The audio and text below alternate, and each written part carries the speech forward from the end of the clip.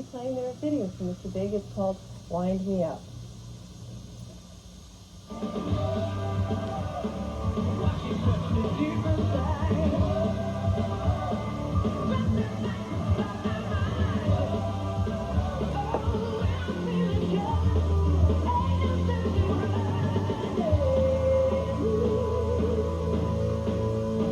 How long have you been putting this band together? Well, actually, we made our first phone call in March of last year. So it actually took us from the first phone call, with no band, no songs, no nothing, to put a whole band together and put a record out on the streets in about 15 months, which, if you know anything about the music business, is beyond lightning fast.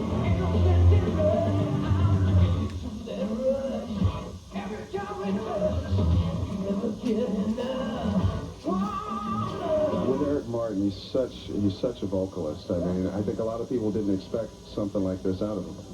Yeah, well, when I heard his voice the first time, I did. As soon as I heard him, I just heard Paul Rodgers or Steve Marriott instantly, and that's what he's, a real soulful, bluesy voice. And bands that had that kind of voice in it, always to me were my favorite bands. Bad Company, Free, like we said, Spooky Tooth, Humble Pie, all those bands. Always my favorite kind of bands. They're just a bunch of guys playing basic blues roots, only playing it a little up-tempo, you know, and that's kind of what we do. I've been singing for about 12 years now, singing all kinds of great soul music, you know, from Otis Redding to Sam Cooke, Twisting the Night Away, Sam Cooke, to Paul Rodgers, Steve Marriott, and just having all that soul bass bringing into the band. We've got our own sound. Basically, it's soulful metal.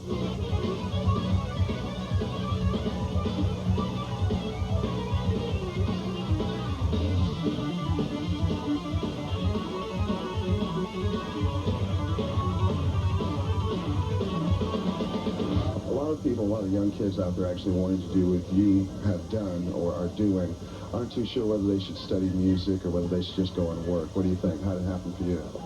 Initially, I just played by ear, played in a lot of bands, and I really think that that's where I learned the most, was playing in a basement with a drummer and a bass player with an amp that's feeding back, you know, having all the terrible things that happen to you in real life when you actually play, and figuring out how to get over those, because it's not just notes, you know, there's so much. You know, just figuring out how to make the guitar not make any noise, you know, takes you 6 months to get used to with your amp going, and so there's a lot of things that, you know, conceivably someone could write a book, but it's way easier just to, you know, go down your basement, plug in your whatever amp you have, get your friend Larry to come over with a set of drums, and then take a few lessons so you know what notes to bash.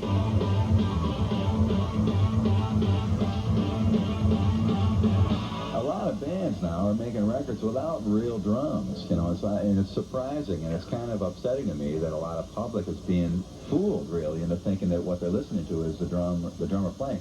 So it was real important to us to have a real drummer really play, and everybody really actually do their parts in the studio, pretty much live.